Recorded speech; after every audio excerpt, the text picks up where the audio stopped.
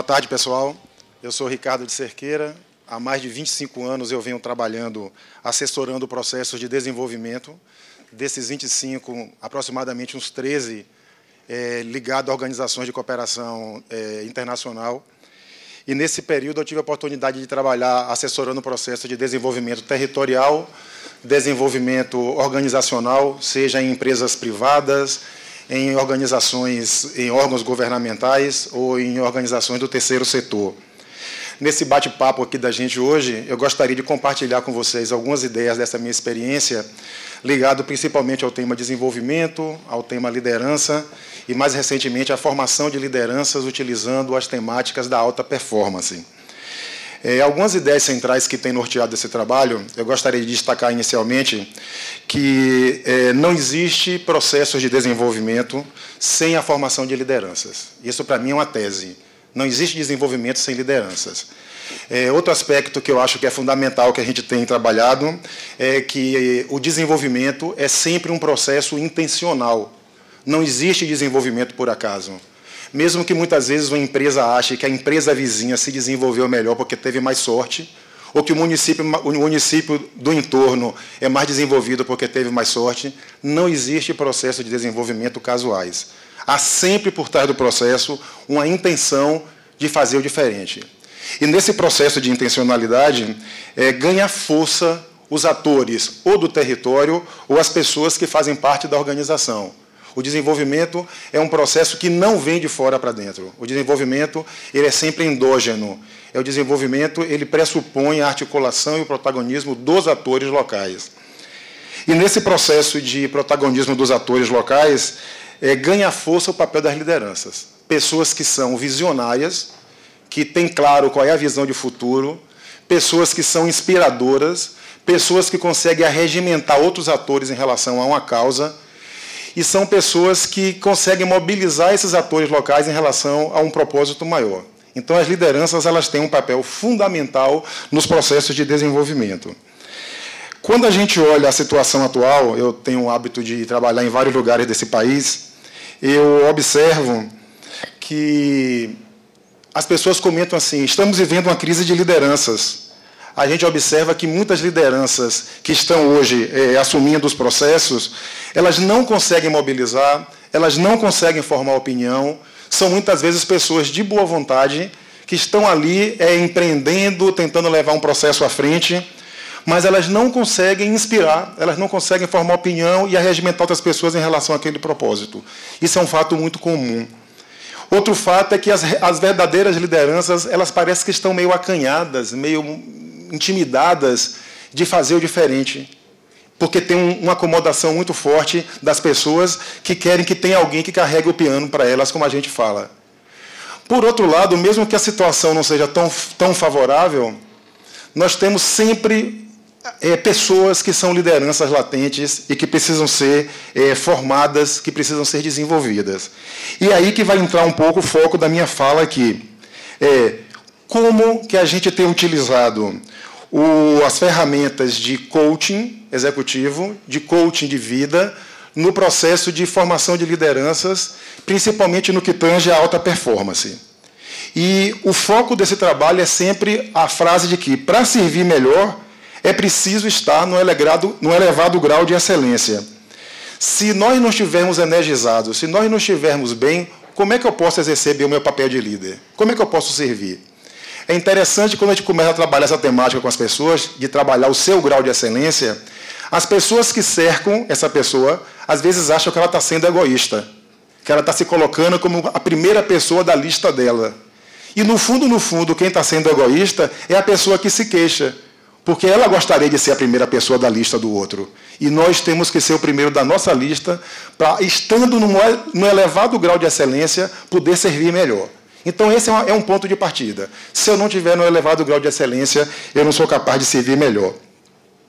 Então, o que interessa, na realidade, é atuar de maneira mais inteligente. É como é que a gente desenvolve mecanismos, estratégias de atuar, de trabalhar de maneira diferente. Não é trabalhar mais. Quando a gente fala em alta performance, muitas vezes se confunde alta performance com aumentar o tempo no trabalho, aumentar a produtividade no trabalho, quando é justamente o contrário.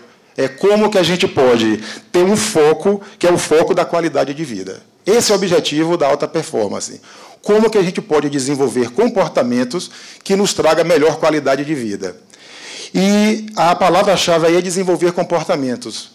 Os comportamentos, assim como os músculos, se eles forem treinados, a gente consegue desenvolver. Se a gente tem um músculo que a gente exercita mais, naturalmente a gente desenvolve esse músculo. A mesma forma em relação aos comportamentos. Observem que aquelas coisas que a gente faz e faz bem, seguramente nós treinamos muito ao longo da vida. Então, isso é uma prova de como é que a gente pode desenvolver comportamentos. E aí, nessa perspectiva da alta performance, tem um tema que é muito interessante, é entender o que nós chamamos de estilo explanatório. Estilo explanatório é como que eu explico para mim mesmo as coisas boas ou ruins que acontecem comigo. Como que eu explico para mim as coisas que acontecem comigo?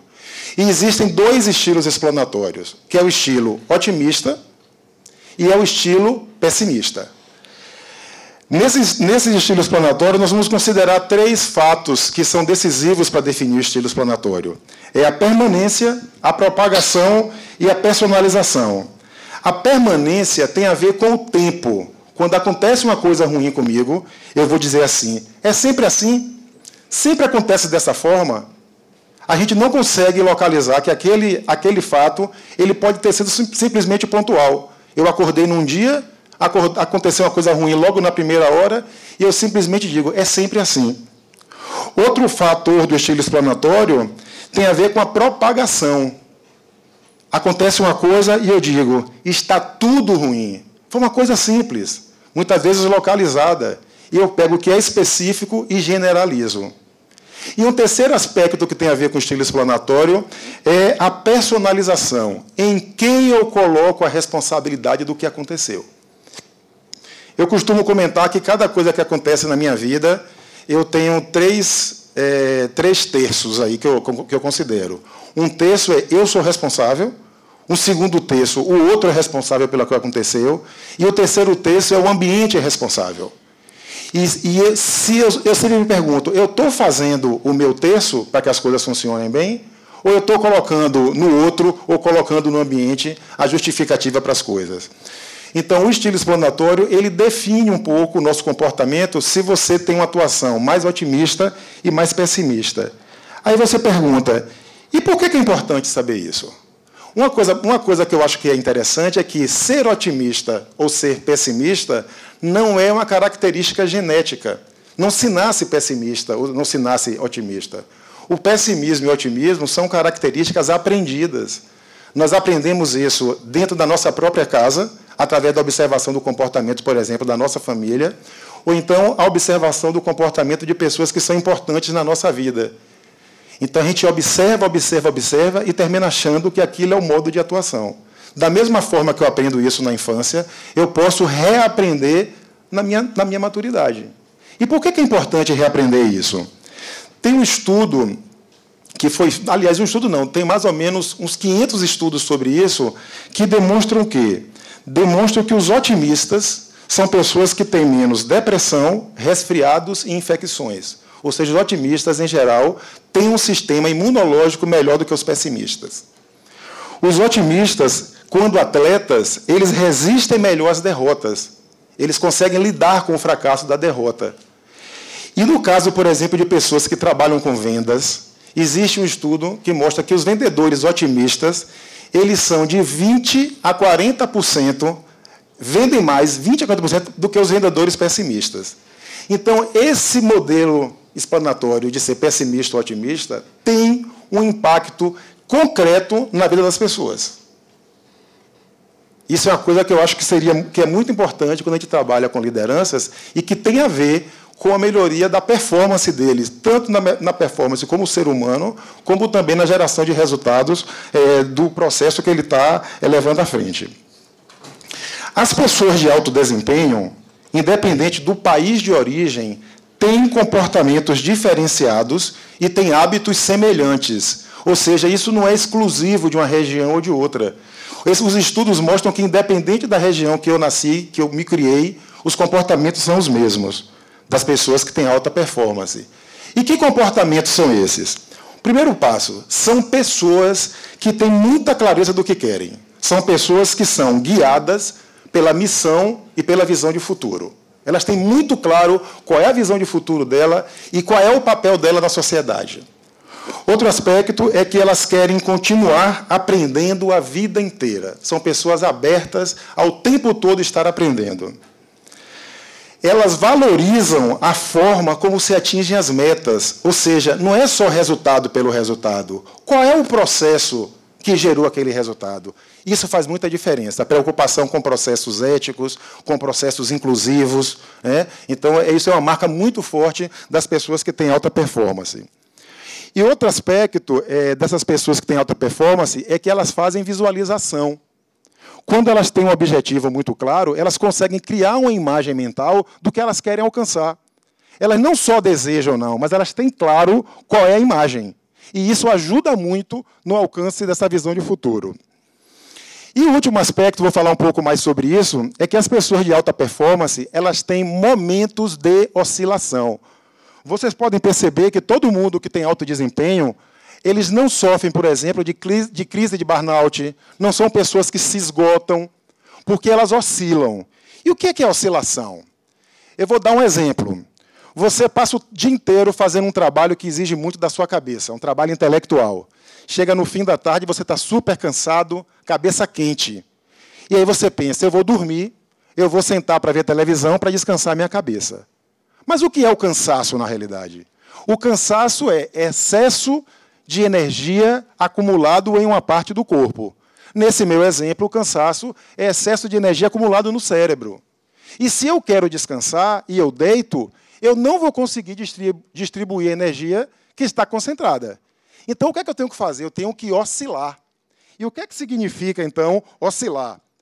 Por exemplo, se eu faço uma atividade física que gere calor, que gere transpiração, eu faço com que a energia que estava concentrada em uma parte do meu corpo, ela se distribua pelo corpo como um todo.